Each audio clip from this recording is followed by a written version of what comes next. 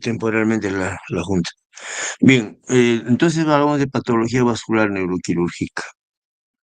Básicamente, la patología vascular incorpora pues, a los problemas generados por las arterias, los capilares y las venas, y todo lo que se deriva de la ruptura de los mismos, que se traduce en la formación de coágulos, de hemorragia. Entonces tenemos diferentes formas de hemorragia en el encéfalo. Hay hemorragias espontáneas, hay hemorragias provocadas. Las hemorragias provocadas son provocadas por un traumatismo, por una agresión, le rompe el vaso, ¿no? Las hemorragias de las arterias grandes, generalmente las arterias ingresan a través del espacio subaracnoideo y ingresan al cerebro y se dividen así hacia los diferentes compartimentos. Ingresan a través de las dos arterias vertebrales a la fosa posterior, se juntan en el tronco cerebral formando el tronco basilar y de ahí se distribuyen a toda la zona de la fosa posterior. Se conectan a través del polígono de Willis con la región supratentorial. Hacia arriba, decimos nosotros, en la región supratentorial, fundamentalmente sangre a través de la carótida interna bilateral derecha-izquierda y también de la externa derecha-izquierda. ¿Eh? Por eso es que hablamos cuando hacemos un estudio vascular de una arteriografía de los 6 vasos, porque son 6 los vasos grandes que ingresan, pues 2 vertebrales, 2 carótidas externas, 2 carótidas internas, entonces tenemos todos los vasos que ingresan. Todos esos vasos nos dan problemas. El problema más interesante para nosotros y el que encontramos nuestro foco es en este caso, que es la hemorragia subaracnoidea espontánea, que es provocada por aneurisma cerebral, fundamentalmente. Hay otras causas de hemorragia subaracnoidea espontánea, pero la más importante es por aneurisma cerebral. Ahora, ¿por qué es importante la ruptura de la arteria?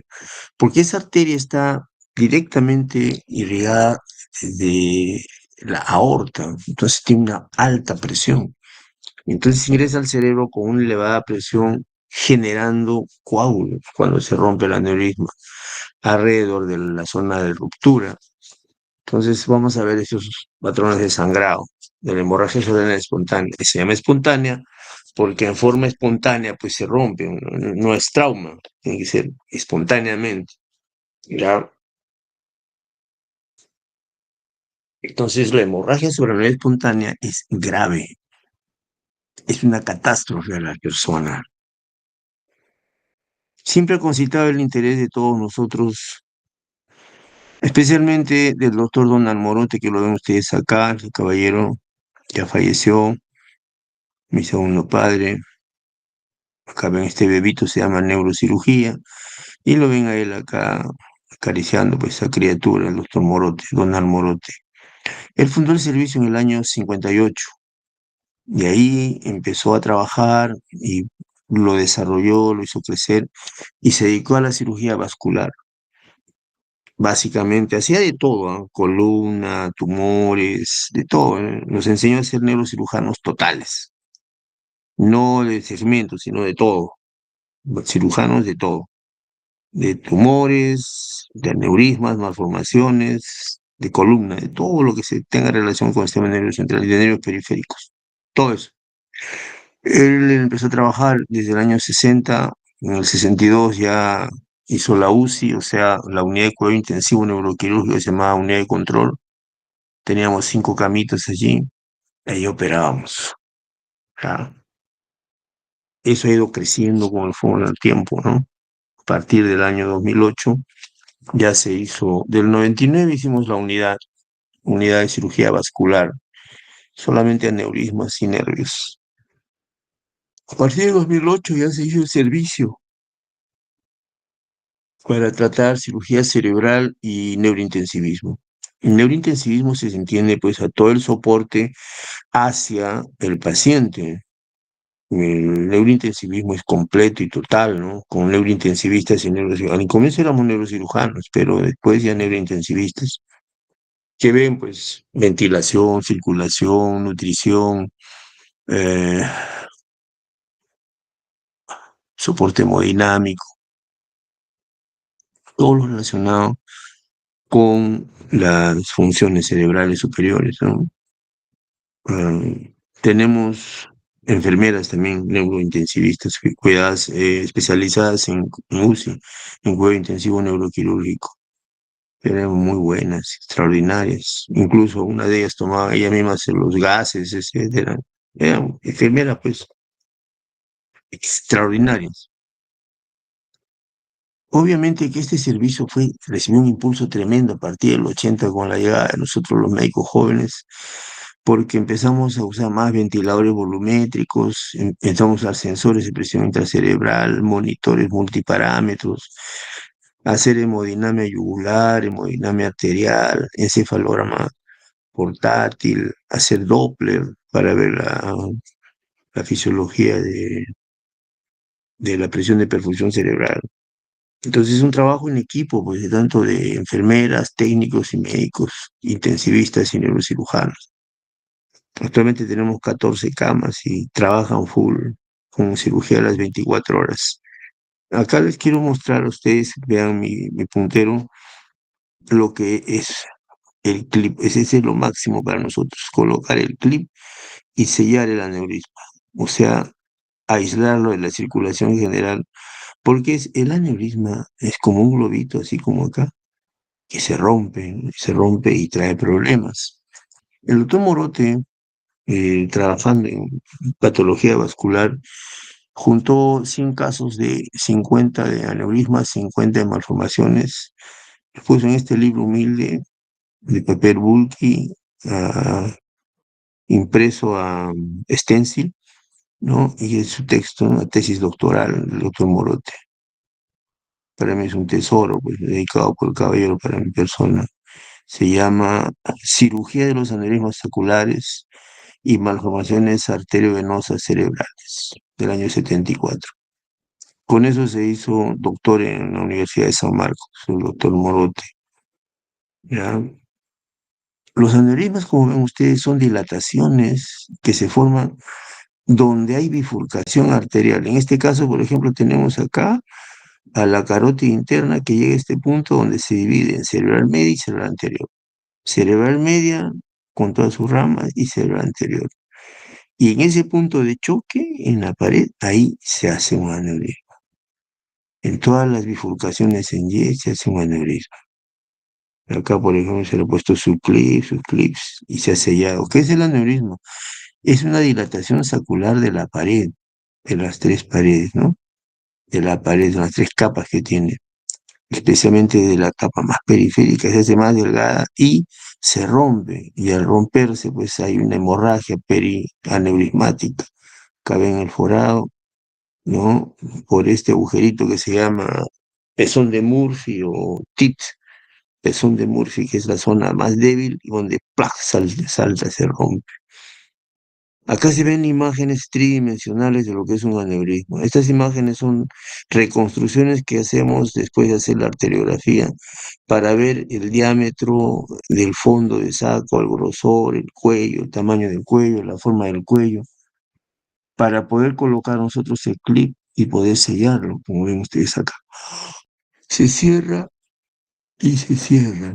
Y si es necesario, si es necesario en el caso del particular del enfermo, se le hace un bypass, como ven ustedes acá, con una arteria temporal superficial.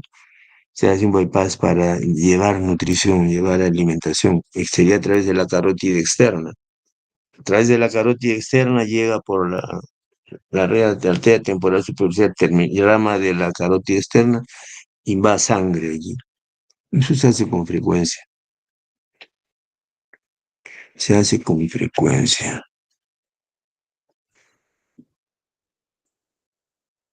Entonces vemos pues que los aneurismas se pueden formar en todas las zonas de donde tenemos lo que ya les he dicho, los vasos, ¿no? Las vertebrales, de la carótida y sus ramas.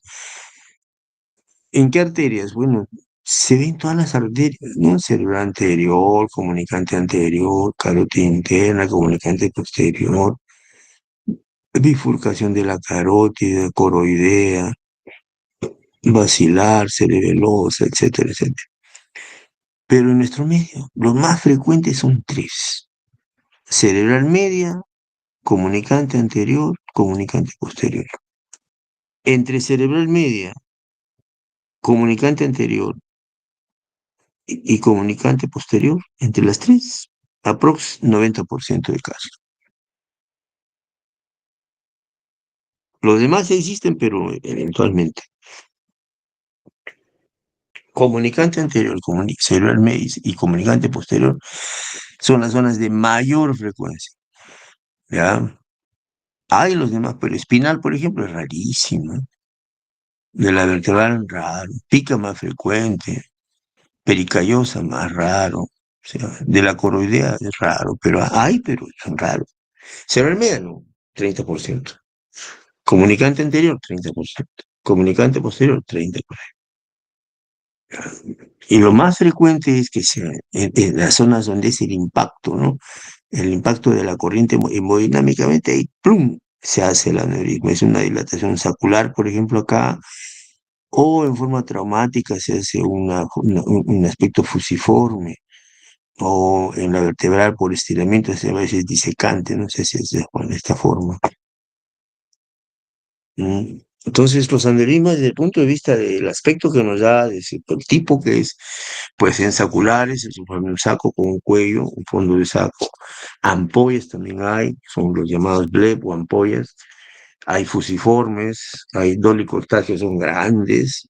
Hay micóticos a raíz de la llegada de un germen, de una bacteria, se mete como un repollo ahí, lleno de granuloma en la pared de la arteria, arterias terminales generalmente, también llamado micótico o disecantes, como se dije, traumáticos, y gigantes, que hay bastantes, ¿no?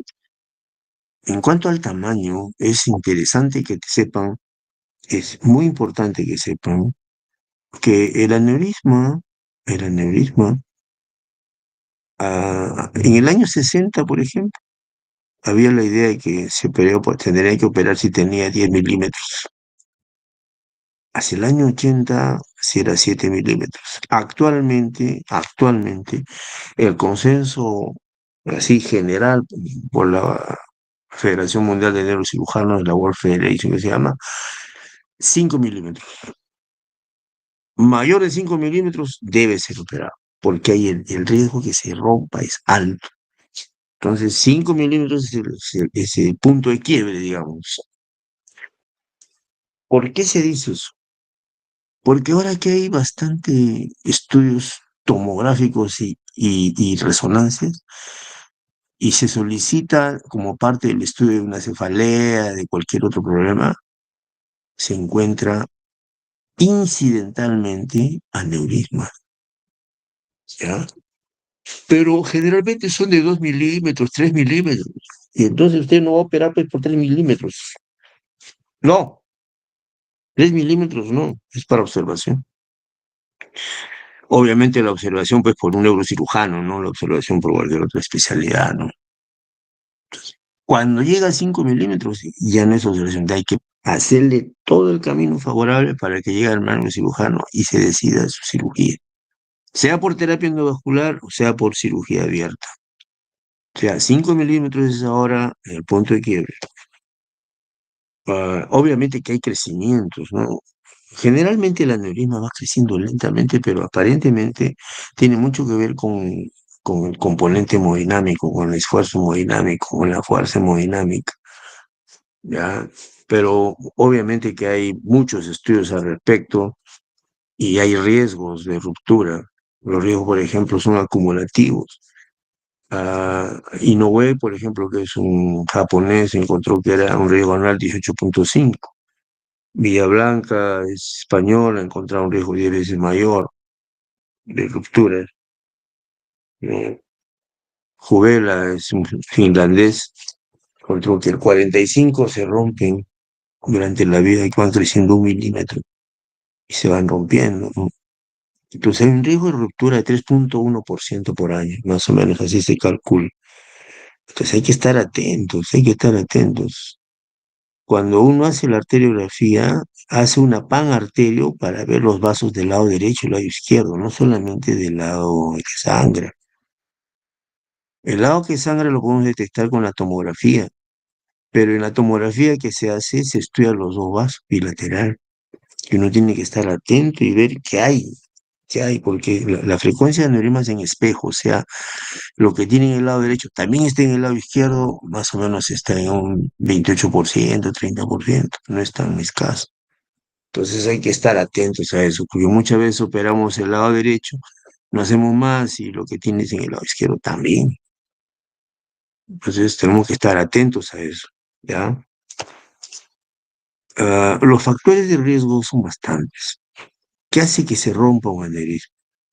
Hay factores genéticos, hay familias en las cuales se ha roto el abuelo, el papá, la hermana, los tíos, los hijos, etcétera. Toda la familia tiene aneurisma.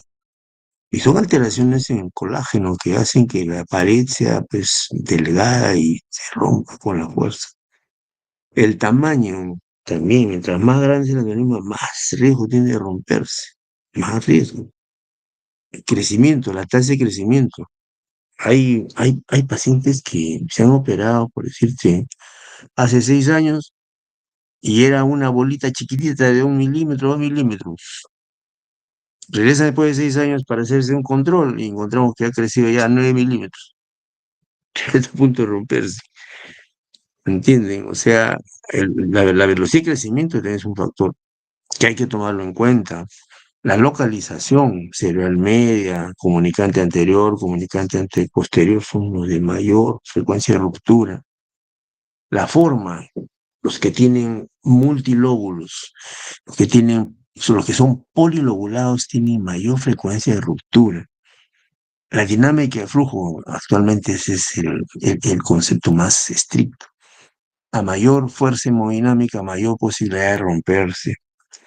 Cuando son múltiples, generalmente vienen con uno solo, generalmente, pero hay un grupo de pacientes que tienen bilateral y hay unos cuantos que tienen cinco, cuatro, tres aneurismas. O sea, no son todos, pero hay, pues esos tienen más riesgo. Ahora, también hay que tener en cuenta al hablar de este detalle los síntomas por compresión, porque cuando crece mucho, comprime la estructura de la base del cráneo, nervio óptico, tronco, hipófisis, toda esa zona la comprimen. Edad y comorbilidades, ese es otro factor importante. Es diferente encontrar un aneurisma en una persona pues de 40 años, 30 años, encontrar una persona de 85 años, 90 años, ¿no? La de 30 tiene pocas patologías asociadas, en cambio uno de 85 años tiene diabetes, EPOC, tiene falla renal, antecedente de hipertensión arterial, infartos. O sea, tienen comorbilidades que hacen pues que el planteamiento sea dedicado a cada enfermo. No se puede dar una misma receta a todos los enfermos.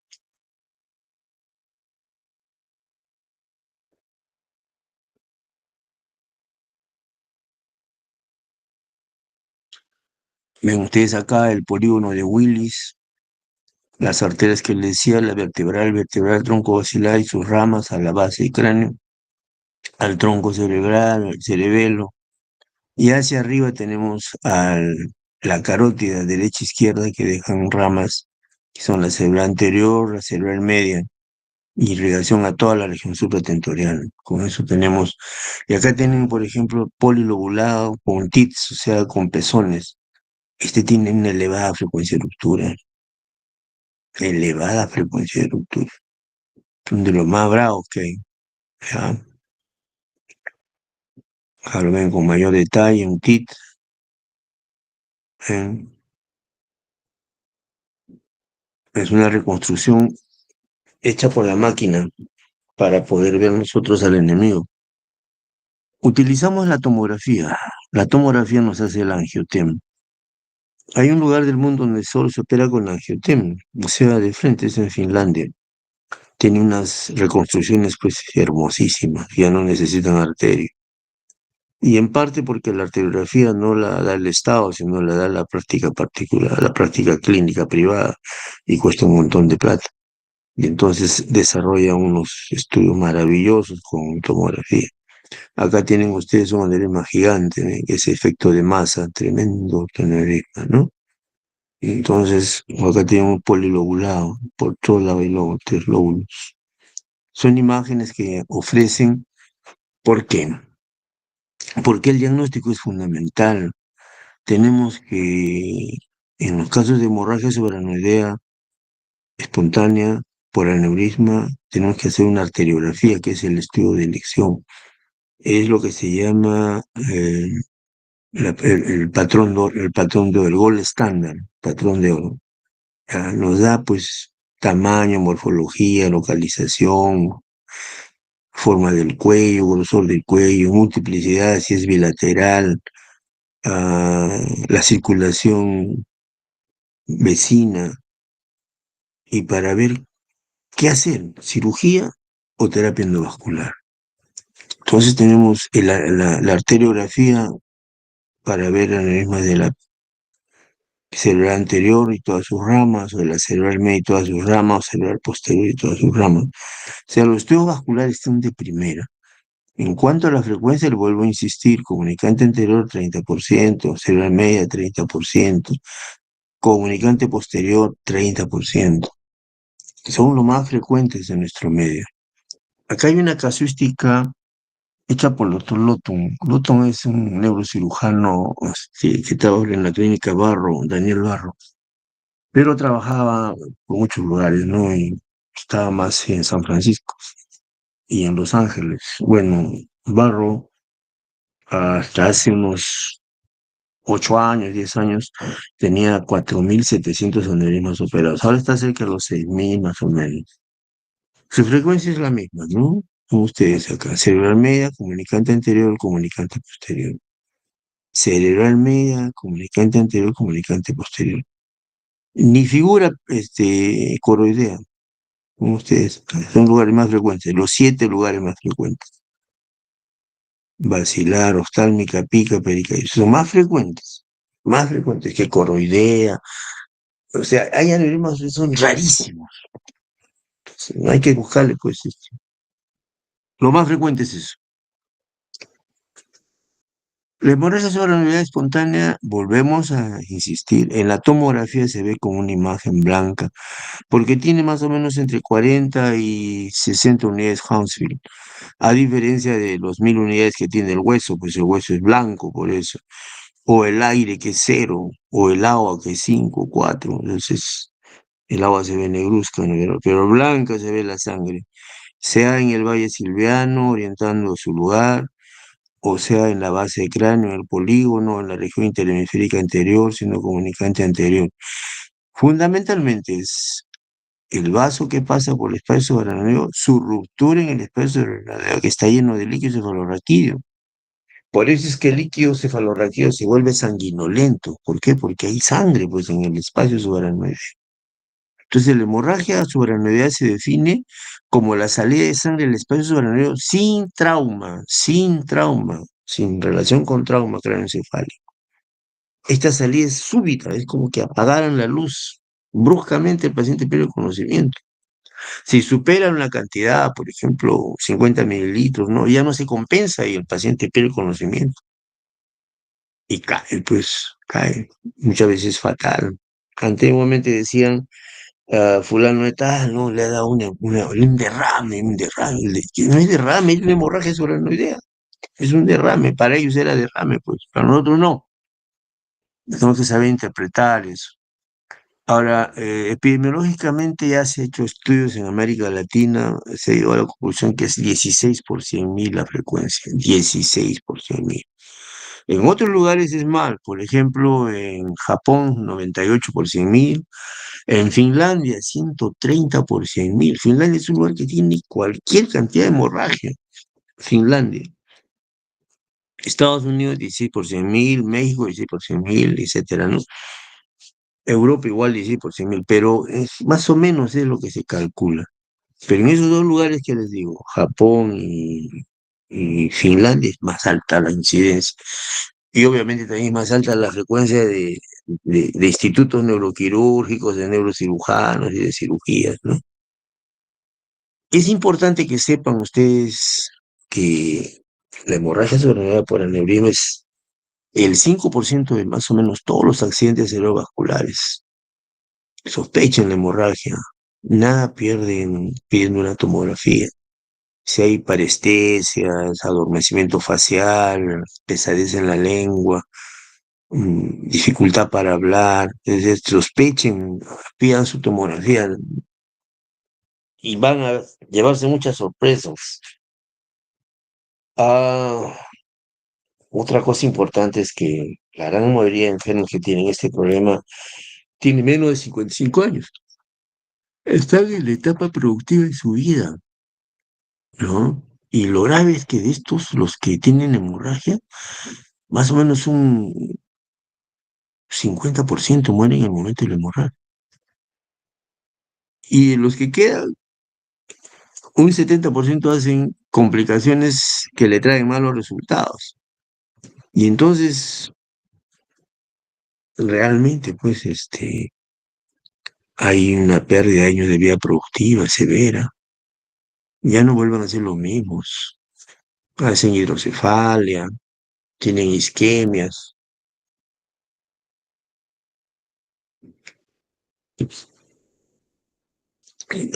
La recuperación no es saliente. Acá tienen ustedes la etiología de hemorragias distintas, ¿no? Vasculares, 80% aneurismas. También hay causas escleróticas, malformaciones arteriovenosas, alteraciones hemodinámicas. Hay una serie de problemas, ¿no? Pero de hemorragia subaracnoidea espontánea, ojo, subaracnoidea espontánea. La principal causa es aneurisma. Hemorragia subaracnoidea traumática, principal causa, traumatismo encefalocraneano. TEC, la principal. Volvemos a lo mismo, la edad, como ya lo dije, quinta década de la vida, sexo generalmente más femenino, genética toda la familia, básicamente, los familiares. La etnia se ha postulado porque los latinos y los de raza negra tienen mayor incidencia y lo atribuyen a que tienen más hipertensión arterial, pero no está muy claro. Es más un aspecto racial que no tiene nada que ver. La causa exacta de un aneurisma intracraneal es conocida. Y es importante que sepan que el aneurisma uno no nace con el aneurisma, se forma en la vida. O sea, no es congénito. El aneurisma no es congénito. A diferencia de la malformación arteriovenosa, que sí es congénita. O sea, hay diferencias que tienen que saber. El aneurisma no es congénito. ¿Ya? Se atribuye al cigarrillo, a la hipertensión, hay poca evidencia, pero hay, pues, ¿no? Al uso del alcohol. Por ejemplo, en Finlandia se le atribuye al consumo de vodka de papa. Se le atribuye que es la causa principal de la... Pero acá en el Perú también tenemos tanto borracho y no tiene aneurisma como allá. O sea que no es muy absoluto eso.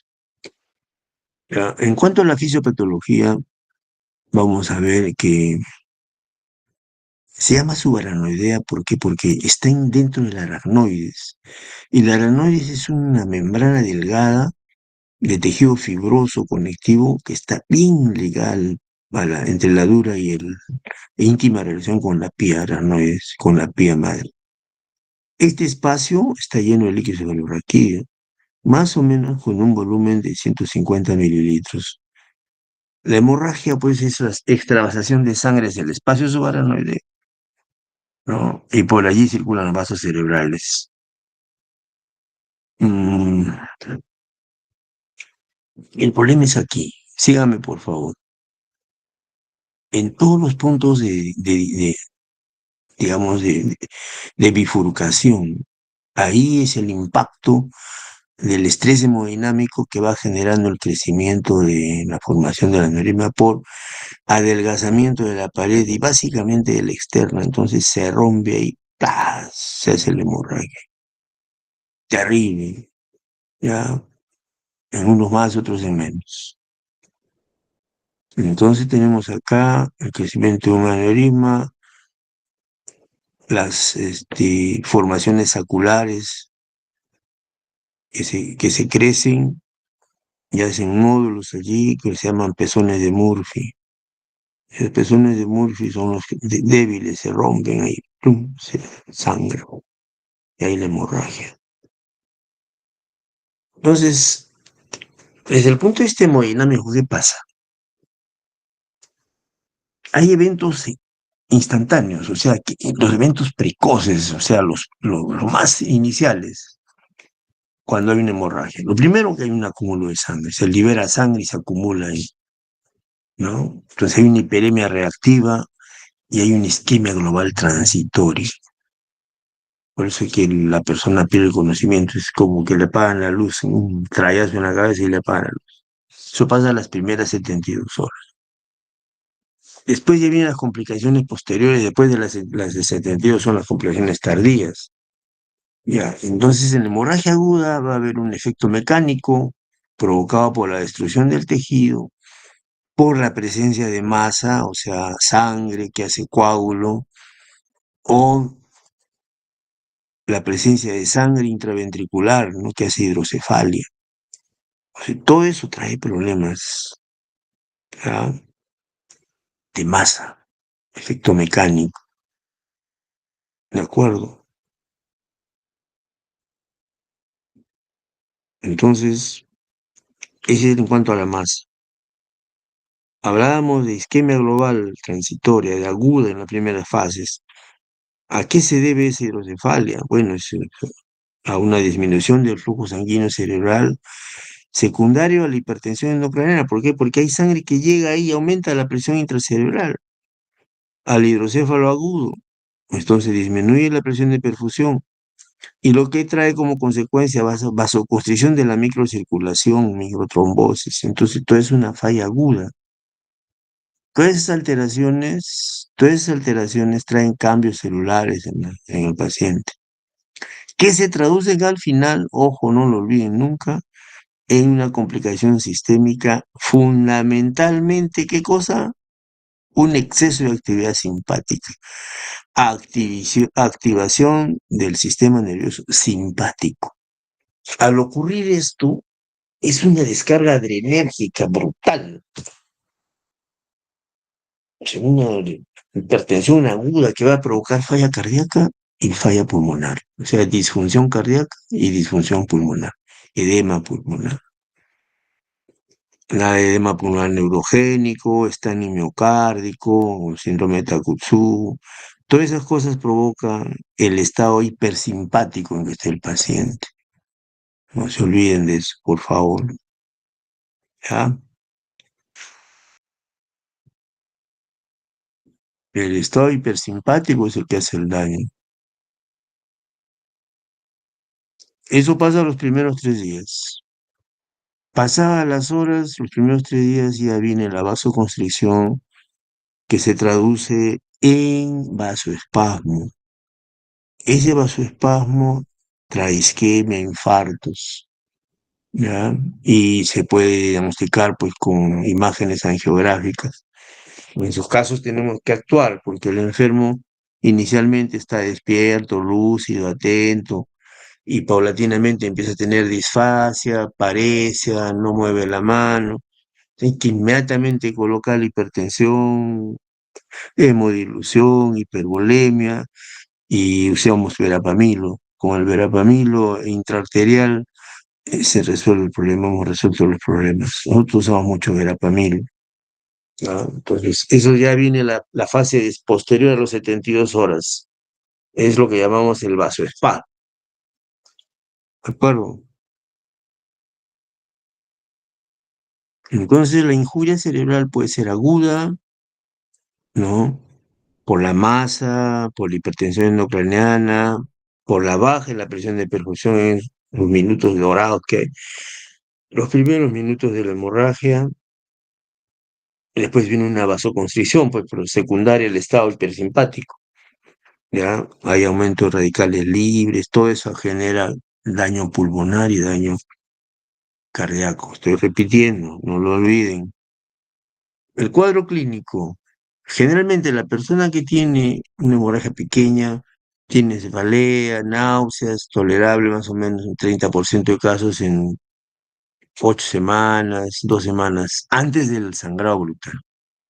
Una vez que ocurre el sangrado fuerte, ya hay signos meningios, ya por irritación, signos meningios, rigidez de nuca, Brusinski, Kernig. Lo más frecuente es una cefalea brutal. El paciente dice, nunca me ha dolido la cabeza así, parece que me han dado un mazazo en la cabeza, un palazo en la cabeza. Para ellos es el dolor de cabeza más brutal que he visto. Otros te describen que de la punta de la cabeza, o sea, de la coronilla, decimos nosotros, baja agua caliente y pierden el conocimiento. Algunos llegan al coma, ¿no? Otros tienen compromiso de nervios oculomotores, o ya cuando es grande el hematoma, hay coágulos, hay déficit motor, ¿no? Pueden hacer convulsiones también. Entonces, aquí encontramos clínicamente, encontramos fotofobia, convulsiones, rigidez nucal, dolor de cabeza, dolor orbitario, detrás del retroocular, ¿no? O el síncope, que se desmaya el paciente, visión borrosa, alteraciones en la marcha inestable, ya, o debilidad general.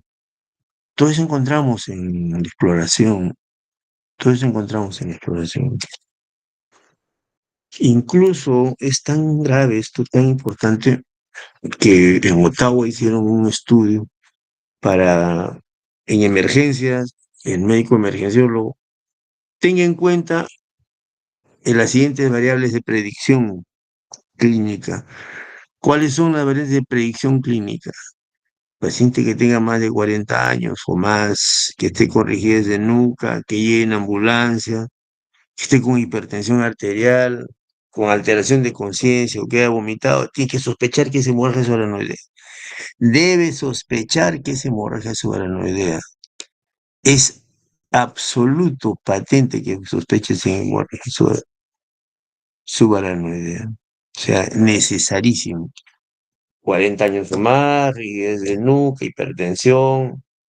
No le vas a decir porque está nervioso, que está con depresión, que está angustiado, de ninguna manera. Técnicamente vemos al paciente y lo evaluamos. ¿Y cuál es el lenguaje que usamos? Escala de Hanniges. Hay otras escalas, pero ya han quedado en el desuso. La actual que usamos es la de Hanniges.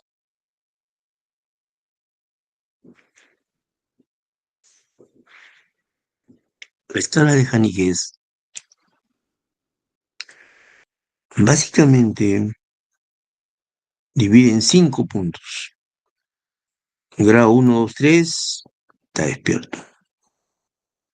4, ya está soporoso. 5, está en coma. Entonces, 1, 2, 3 son de bajo grado y 4 y 5 son de alto grado. O sea, está comprometido el enfermo, está severamente comprometido. Los que operamos en 1, 2, 3, el paciente sale muy bien. 4, 5, la cantidad se muere. Miren, en el año 68, cuando se operaba grado 5, se moría el 100%. El 100%.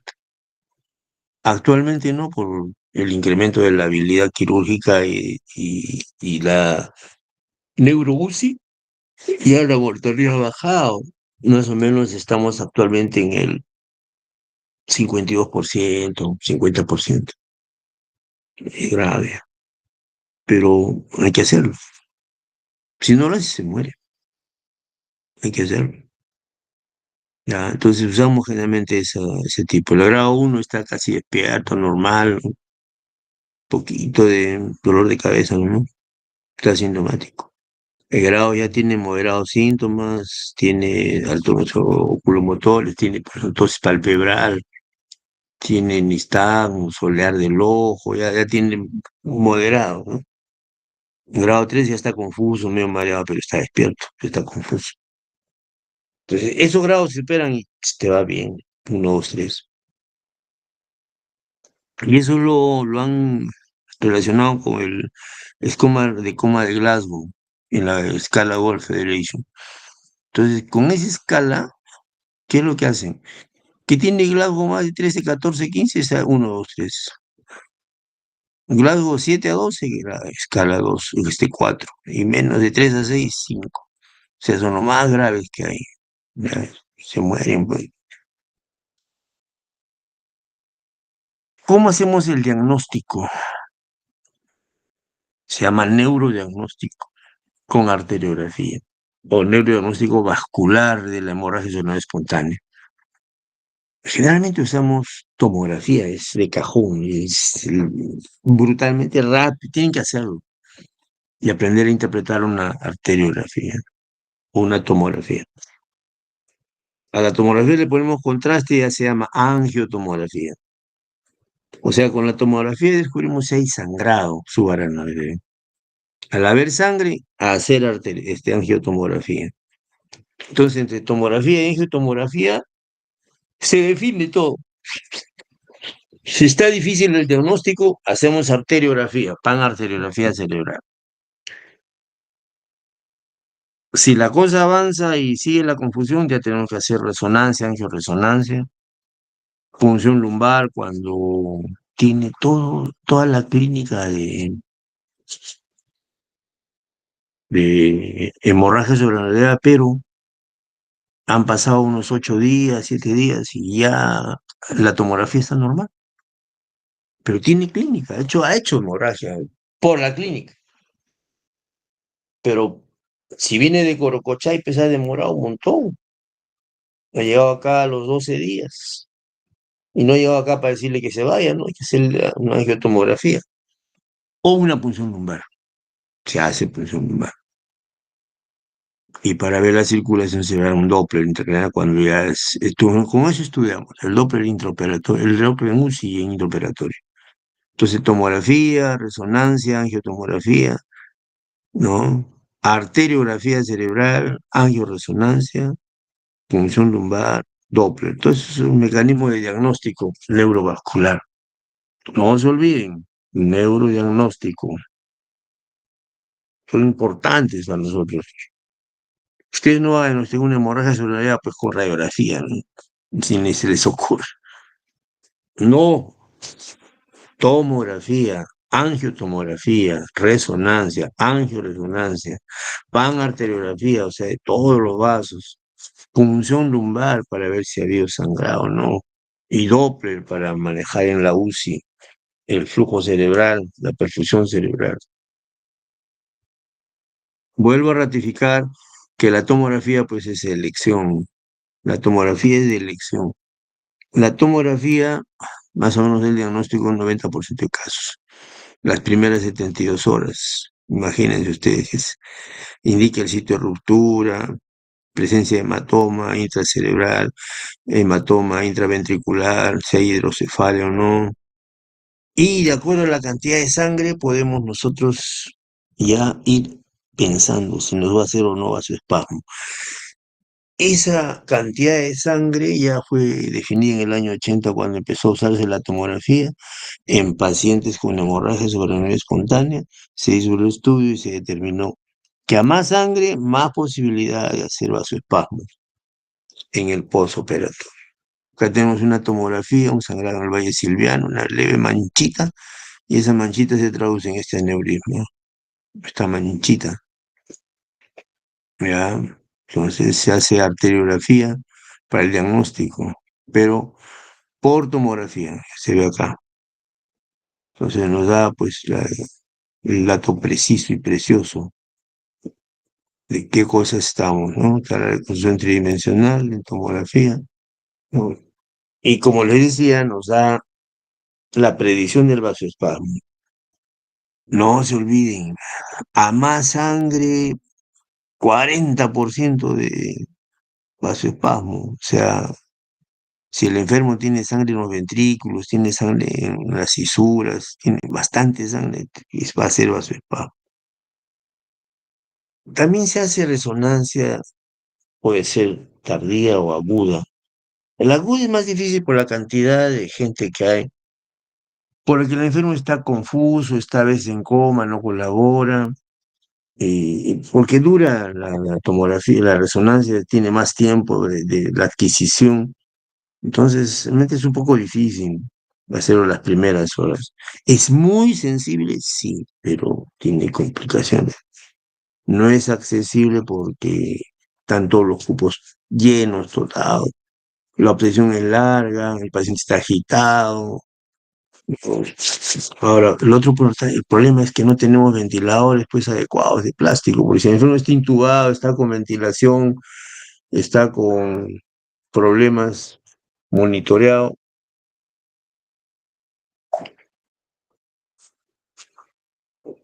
lo llevamos al resonador y el imán lo jala todo y lo malogra. Entonces, tiene sus problemas. Pero si el enfermo ha pasado tiempo, por ejemplo, hasta 39 días, la resonancia te dice en tal sitio hay sangre. Tiene una sensibilidad espectacular, ¿ya? Para encontrarte sangre. Les hablaba de la punción lumbar. Se hace, sí. Obviamente que se hace en casos contados.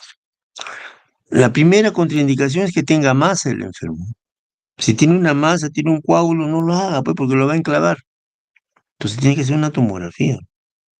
Ahora, si la tomografía está normal, pero ha tenido clic en sangrado, tienes que hacer punción lumbar.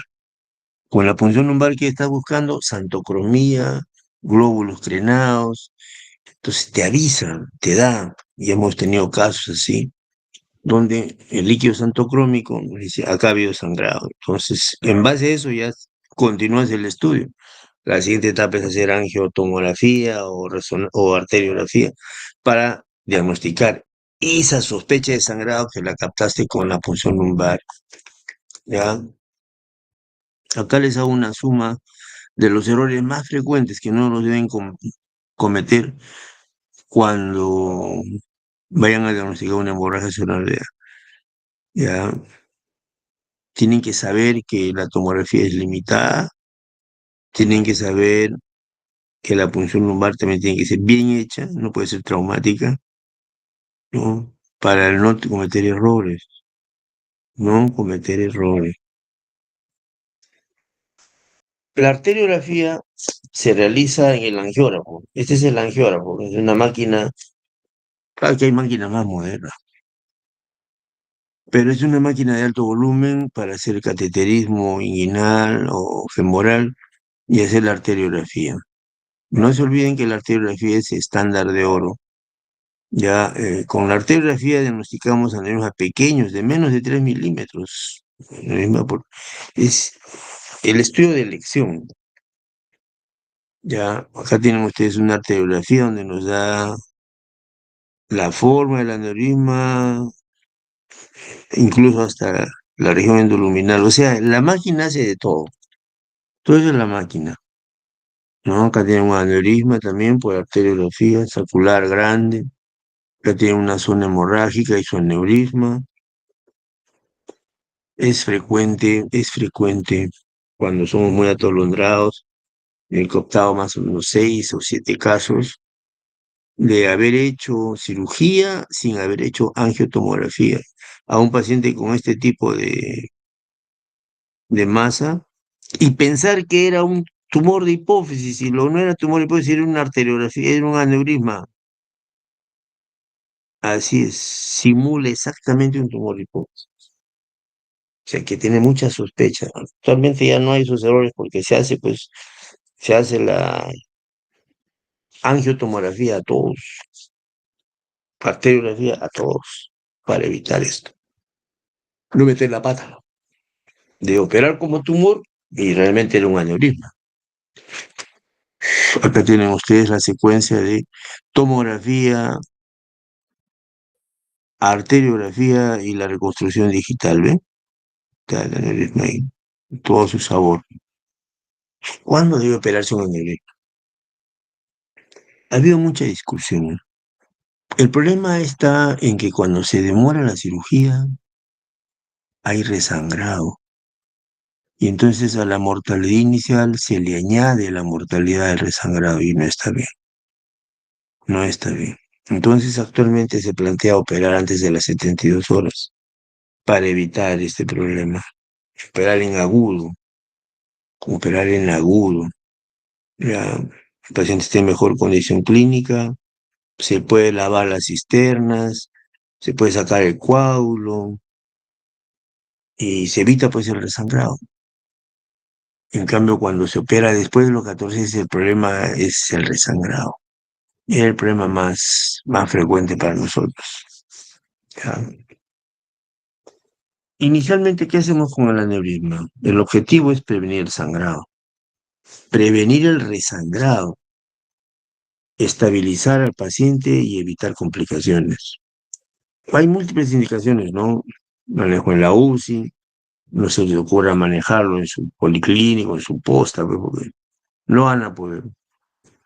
La familia se le ve encima si pasa algo, por eso deriva, un paciente con hemorragia se deriva. Reposo absoluto en cama, dieta, antieméticos, laxantes, controlar el dolor, porque hay mucho dolor, controlar la glicemia, usar manitol, evitar la fiebre, evitar las complicaciones médicas más frecuentes, que son pulmonares, cardíacas, endocrinas, gastrointestinales. Bastantes complicaciones acompañan al paciente en una hemorragia subaracnoidea. Es importante saber que como hay este estado hipersimpático, hay fallas pulmonares y fallas cardíacas. Muchas veces se interpreta como que está como un infarto de miocardio en curso cuando es una hemorragia subaracnoidea. ¿Por qué? Porque sí, hay alteraciones, bloqueos, taquicardia, todo eso, pero enzimas normales. Esto es secundario a la descarga de catecolaminas. Entonces, los vasos coronarios están normales y las enzimas normales. Entonces, ¿de qué hablamos? Hablamos de un estado hipersimpático que provoca la cardiomiopatía de Takotsubo que acompaña a la hemorragia subaracnoidea. Entonces, planteaba así, la principal complicación se llama resangrado. Y ya les dije, aumenta la mortalidad. ¿Por qué? Porque si estamos hablando de una mortalidad del 50%, con resangrado llega al 60, 70%.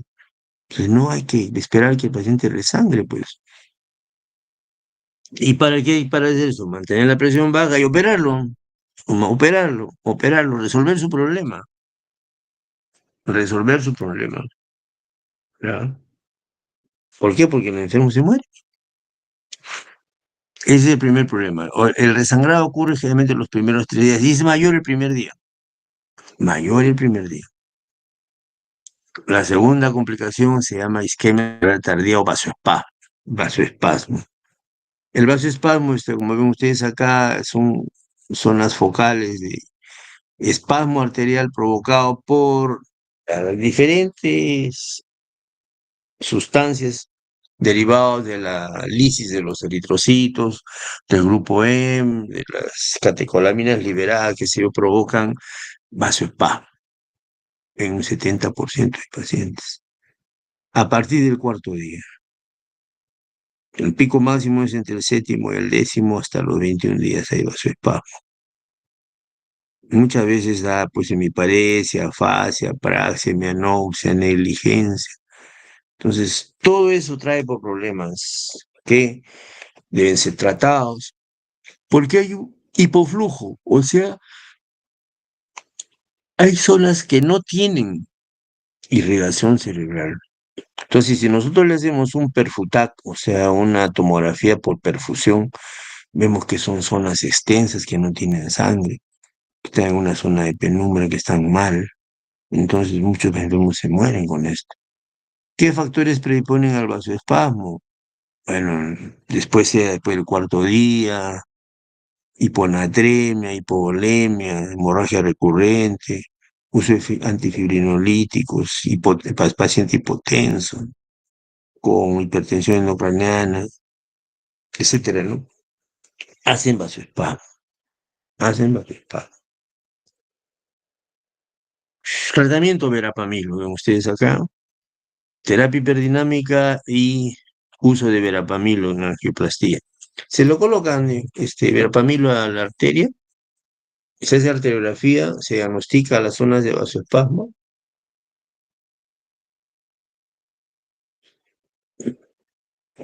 y usamos verapamilo. Nos ha ido bien nosotros. Hay pacientes que han usado hasta 2, 3 sesiones de verapamilo.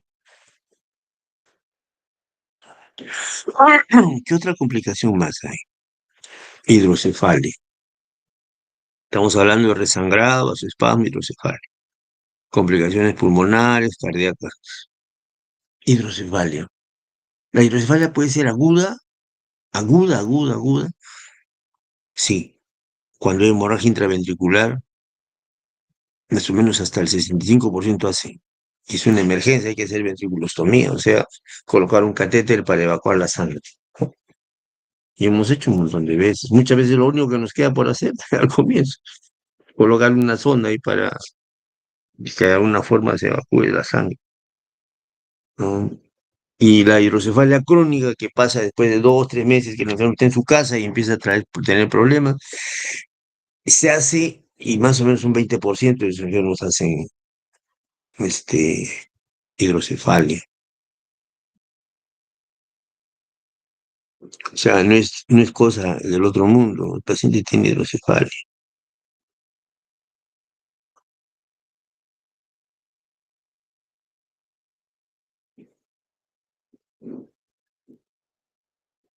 Otra causa, otra complicación frecuente son las convulsiones. El enfermo convulsiona y eso ocurre entre un 3 al 15% de enfermos. Es más común en jóvenes y por cerebral media, básicamente porque la sangre hace hematoma perilesional y lesión del lóbulo temporal y hacen hematoma, hacen hematoma. Entonces tenemos que usar anticonvulsivantes.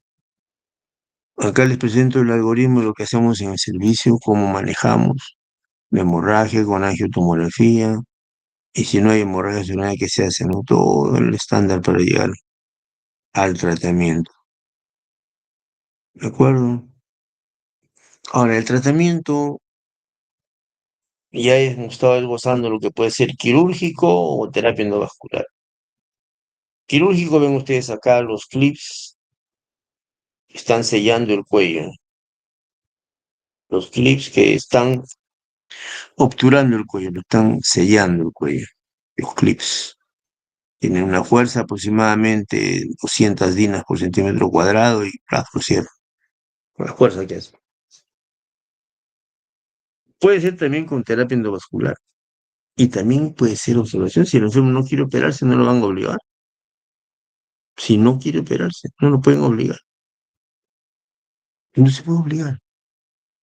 Así querramos. Le lavan la cabeza al enfermo y no, pues no. Manan, dice, y manan, y no quiere. Pero en general el tratamiento de aneurismas es con microcirugía, con clips, como ven ustedes acá, un clip, 2 clips o un tándem de clips, o con tratamiento endovascular, utilizando balones, utilizando coils, que es más frecuente, utilizando stents, como acá, stents endovasculares, para conseguir el mejor resultado. Pero eso pues está en función de las características del cuello, de las preferencias del enfermo, de los riesgos y beneficios de las dos alternativas que hay, que es cirugía o vascular, del estado neurológico del paciente, pues de su edad, de las comorbilidades, ¿no? O sea, todo eso hay que evaluar para darle a cada enfermo el tratamiento adecuado. No es una receta de a todos ponerle talla 40, a todos, no. Cada enfermo es distinto, ¿ya? Cada enfermo es distinto. La neurocirugía abierta o exoscópica, mirando, haciendo disección, colocando el clip que ven ustedes acá, este es el clip en el cuello, Bueno, pues radicalmente curativa, pero tiene más tasa de complicaciones, ¿entienden? A diferencia de la terapia endovascular, que es menos curativa, pero tiene menos tasa de complicaciones, menos tasa. O sea, tenemos las dos cosas a la mano, pero hay que evaluar cuál le conviene al enfermo, no a nosotros, sino al enfermo. Nosotros no operamos para nosotros mismos, ¿no? Entonces, ahí viene el tema. Clip versus coil. ¿Cuándo es uno, cuándo es el otro? No existe una receta absoluta, pues. Pero en general se recomienda, si la persona es joven, menor de 70 años, clipaje. Si es mayor, terapia endovascular. Si requiere evacuar un hematoma, un coágulo o hacer una descompresión, pues cirugía, ¿no? Ah, si la localización es bastante difícil, como cerebral media o pericallosa, también hay que hacerlo por terapia endovascular, ¿no? Si el cuello es ancho, hay que hacerlo por cirugía, ¿ya? Si hay ramas, si es gigante, ¿no? En general son características que no son favorables al uso del coil. En cambio, con COVID, generalmente pacientes mayores de 70 años, pacientes delicadísimos, que no tienen hematoma, no tienen masa, están en la fosa posterior, y son más tendencias a ser operados.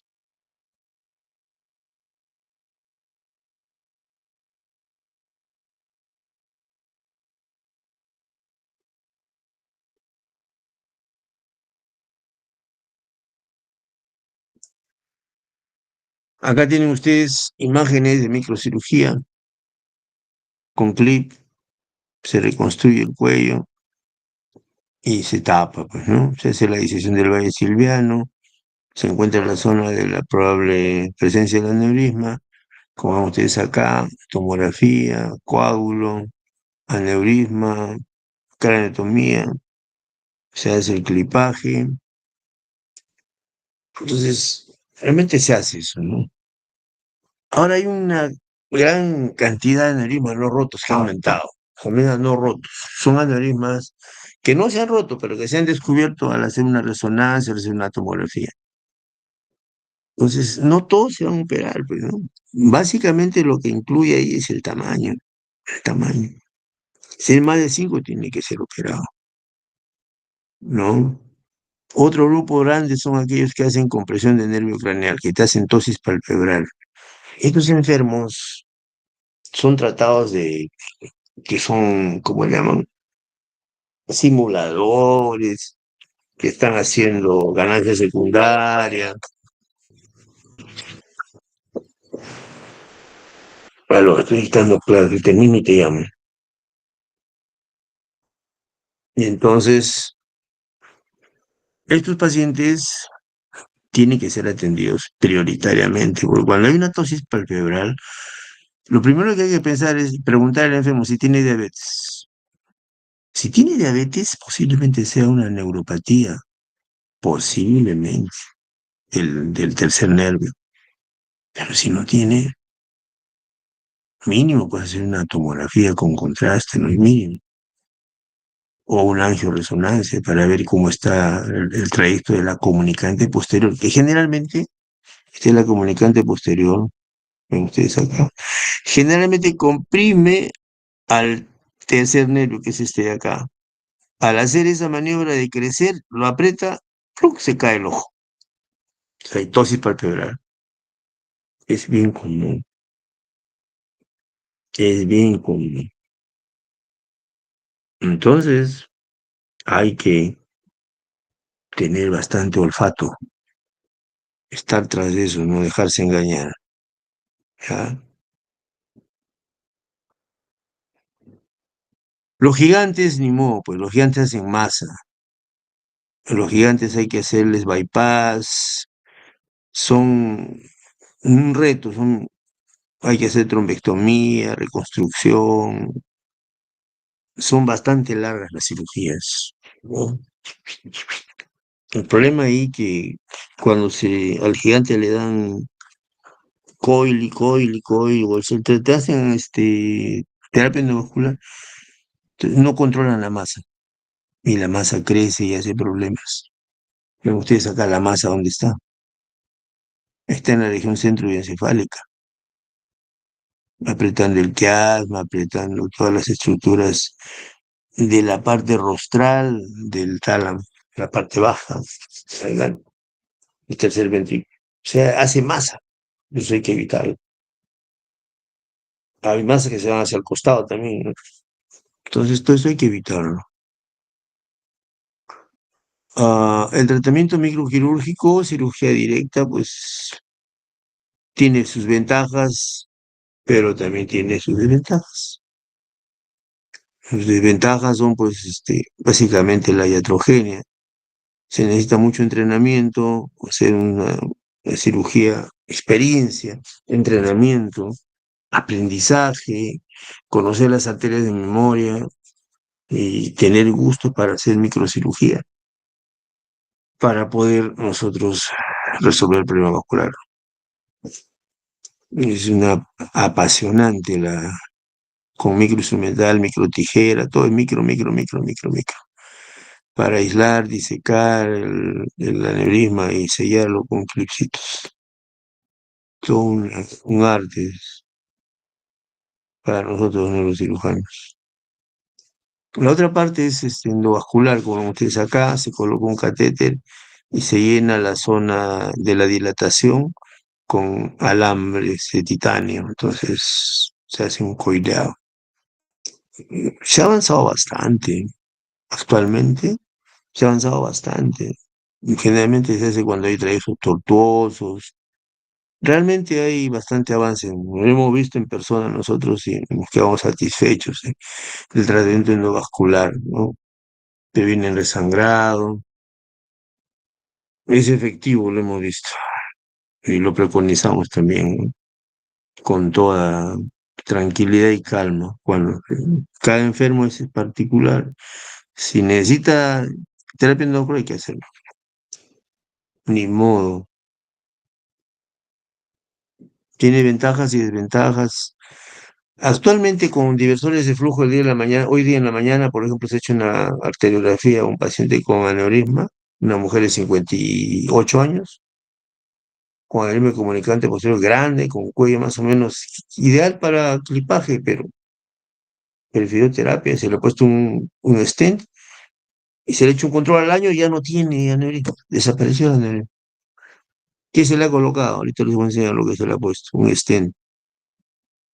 Está colocado un CDMO ya resuelto, porque antes estos se migraban, o sea, es todo un periodo pues, de aprendizaje, evolución. Este es el stent, es el diversor de flujo. Se le pone y desaparece el aneurisma. Muy bien, el aneurisma, diversor de flujo. Entonces, la terapia endovascular, pues en menos tiempo, tratar al paciente de pobre grado, se puede tratar múltiples en distintos caminos, las complicaciones son aceptables. Se puede hacer angioplastía también. Ha desarrollado bastante y está bueno, desde mi punto de vista, es una buena alternativa también. Hay desventajas, obviamente. El único que no tiene desventajas, el único que no tiene complicaciones, es el que no hace nada. No se olviden. Hay que hacer. En terapia endovascular, el riesgo más grave, pues, el retratamiento, ¿no? O sea, pero para eso se ha avanzado bastante. Y ahora hay terapista endovascular que está capacitado para hacerlo, ¿no? Acá tenemos la experiencia de nosotros en la época de la pandemia, el 18-19. Nosotros operamos bastante, son 1.292 cirugías hechas en 3 años, bastante. En este cuadrito se les resume todo lo más frecuente, insisto, comunicante posterior, comunicante anterior, cerebral medio, comunicante anterior, comunicante cerebral medio, lo más frecuente, ¿ya? Y una de las conclusiones más importantes, que los aneurismas no se operan en cualquier sitio. No, señor. Tiene que ser un centro capacitado que tenga terapia endovascular y que tenga microcirugía abierta. Y mínimo 35 microcirugías al año. O sea, 3 por mes, por lo menos, para poder ser considerado un centro que esté calificado para operar. En cualquier sitio no se puede operar, porque el riesgo es el fracaso rotundo.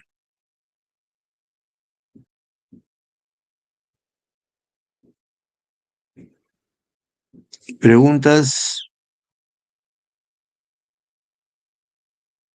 No, no quiero preguntar.